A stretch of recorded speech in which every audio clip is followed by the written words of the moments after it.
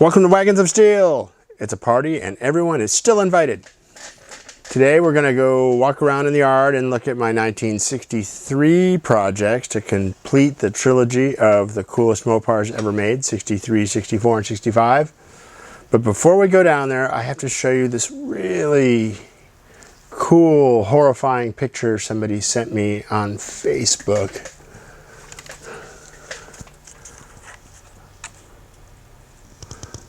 Yeah, check that out. 1980, I'm going to say 87. So 33 freaking years ago. You can probably tell which one is me. I'm a hair farmer back then. All my punk rock buddies selling t-shirts. See all kinds of anti-Klan, anti-Reagan. We were a political bunch of punks back then. This is in Alameda, California. This is mostly people from California College of Arts and Crafts, from the print shop. Those. And that's in front of the Twilight Zone, which was this weird little theater in Alameda, California. And at that night they were playing, it was the Undesirables, the Speed Queens, Quick Way, at the Mr. T Experience, and MDC. That was a trip. Thank you, Sam Bortnick, for sending those photos. Here we are in the yard again. Make sure my mic's on. We've got sound. We're in the yard again. In the 1963 section. Should we go with the cool wagon first? I think we should. Here is a 1963 Plymouth Belvedere, and you may be asking yourself, why would these guys be parting this car out? Well, some cars are too rotten even for us. Still, this car is an archaeological document because, honestly, if I didn't have the car, my race car that I have, I would say this would be the coolest car ever. But my car is the coolest, but this could be the second coolest. Imagine this thing brand new. I mean, it's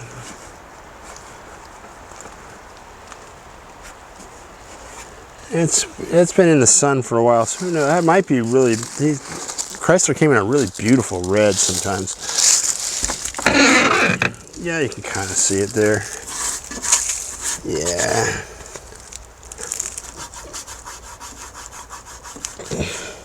Yeah. So it was red with a white interior. And I'm not sure, but I think in 1963, Belvedere might have been top of the line.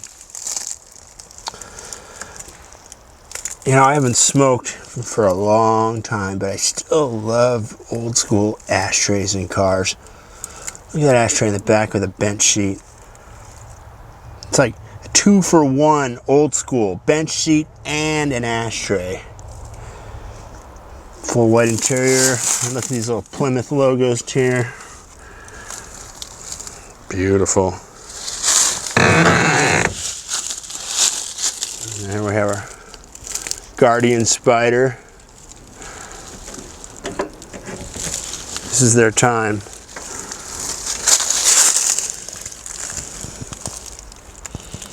Push button automatic, reverse, neutral, drive, second, first, and then this lever here, I don't even gonna try.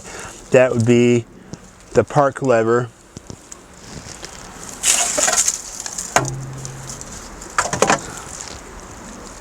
What happened with this car, if you can't tell, is it was in some kind of a terrible flood. I think it had water all the way up to the windows at one point. Look at that gold stereo. That's just neat. I love all the old Wild West style font. What do they call it? Stagecoach or Playbill. Everything in these cars is like that. the speaker there. But anyways, they've got water all the way up to the windows, and then it must have just sat like that for a while and just got ruined. You know, keep in mind, this is basically an upscale minivan back in the day. It's just profound rust.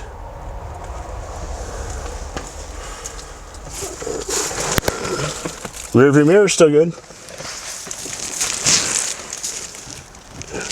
Got some switches in there still. Steering wheel, maybe if you sent it off to somebody's super expensive steering wheel emporium.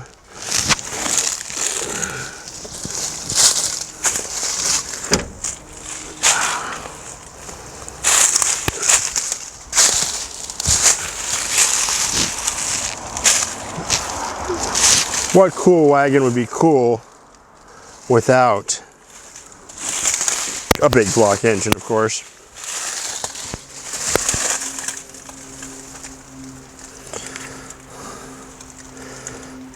It's in keeping with my policy of trying to make this stuff easy to understand for people who don't know anything about old Mopars. The way you tell a big block as opposed to a small block is the distributors on the front of a big block. It's on the back of a small block.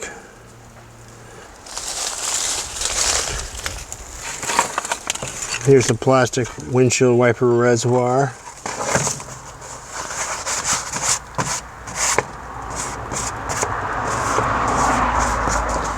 I don't know if you can read that. It says Jiffy Jet windshield washer. Use Mopar windshield washer solvent. Chrysler Corporation. The Jiffy Jet. What else we got here? Here's something interesting. Another old. This is a Mopar Obscura for Mopar Obscura people. In the old days, like up to 1963, this is the last of the Mohicans. The valve covers, this is the valve cover, that's the valve gear there. So this goes over that, covers that up. Like this. This is where you put their oil. And then, you know, wires go here. Bend them on there. And here's the thing that makes these kind of a rare. Actually, it might almost be worth fixing these. They're heavy. They could probably be restored if you're that kind of person, but the difference between these and all the other ones is they only have 4 of these holes. There's no holes right here. So any 383 or 440 from 64 up had 6 holes. 1, 2, 3, 4, 5, 6. These only have 4. So if you ever see those somewhere and you're in a junkyard or whatever, they're worth a lot more than the ones with 6 holes. Which is one of those funny things, because you know, the 4-hole ones, it's almost impossible to make them not leak, said the guy who races with 4-hole valve covers on his car. Now of course, if you're just racing, you can put the 6-hole ones onto, or the 4-hole, you can put 6-hole valve covers onto your 4-hole heads, because you just don't put a nut there or a bolt there and blah blah blah. Somebody else sell those when I need to send the kids to college, right?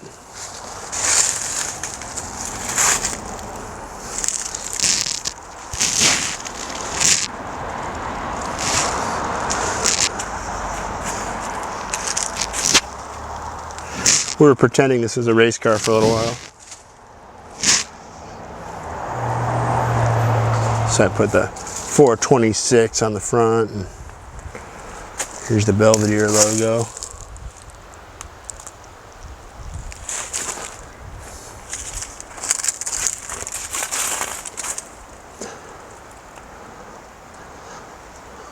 Yep, this car's still got a lot of parts to give, but I don't think it's ever going to drive again.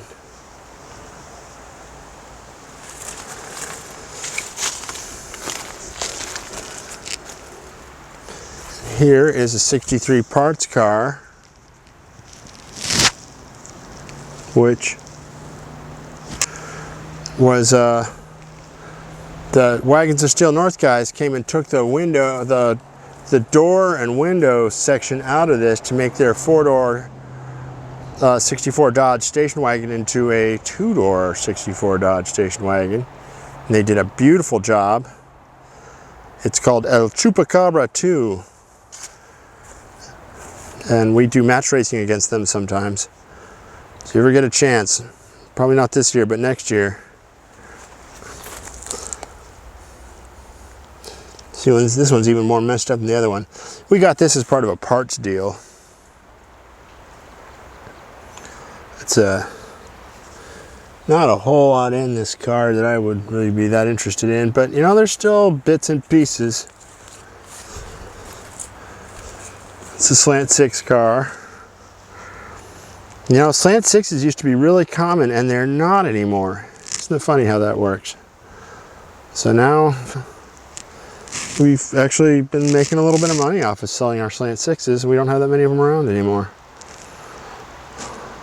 Everything's rebuildable, but I couldn't tell you how rebuildable this is.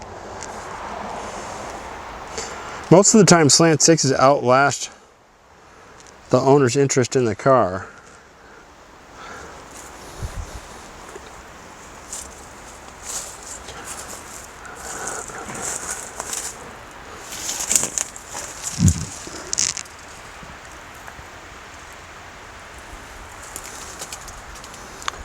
Yep. Not a whole lot in here.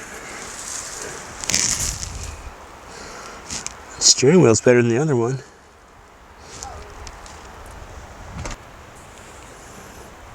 And here's the last of our 1963 pile. Saving the best for last, right? This is actually a real project. I've already cut all the floors out of it and put new floors in. See, this one grows the big Himalayan style blackberries. Those are for the fast cars.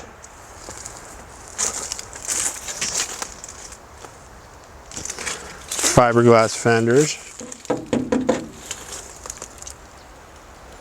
This whole car, there's not much bolted onto it right now, but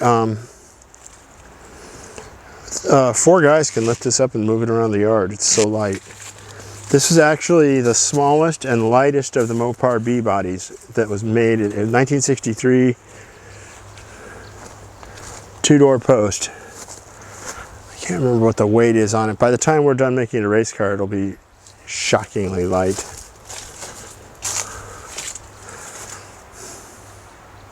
Right now, it's kind of random storage. Windows. What else is in there? Probably some useful stuff. Screens. I like the chair. It's amazing how fast stuff just grows over.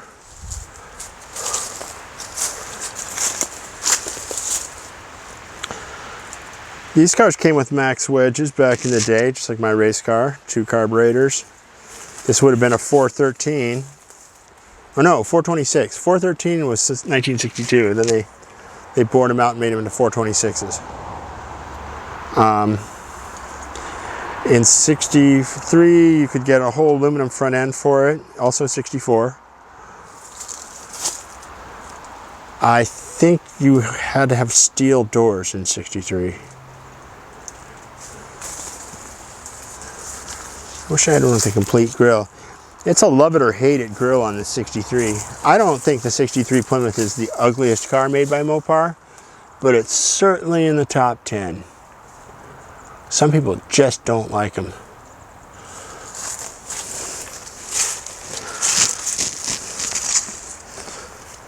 We actually bought this car to make a stock eliminator car for someone. That's why we got this far along on emptying it out. I should probably go over it with the pressure washer again. We got pretty far on the project. We have all the bits and pieces to make this back into a car. But then the guy went through a divorce and we ended up having to take over the project from him. See, it's got both doors. It's a complete project. We'll make it work someday. Or maybe it could be you. Make me an offer I can't refuse.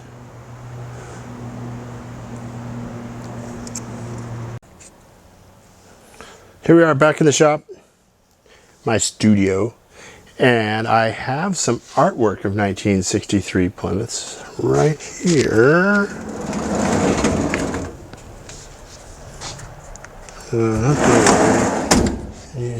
Wagons of Steel, that's it. There's what the nose of a 1963 Plymouth looks like. That's a drawing of my friend's car. There's a picture of the back of it. There's art for my race car. I'm playing around with doing paper prints now and again. T-shirts are my specialty, but you know, if you learn how to print on posters, kids, people will actually pay you for the work you do, even though it's the same.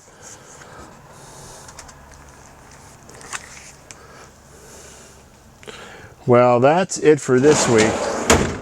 Sometime soon, I promise I'll show you how the silk screening business goes down. Still playing around outside because the weather's nice. It's actually hot here. Hot for us. It's almost 80 degrees. Oh, it's enough to fry us poor Northwesterners. There's some fires going on, so it's very smoky and the air feels weird and kind of orange and ominous. Well, that's it for this week. We will talk to you next week. In the meantime, keep the rubber side down and keep them smiling.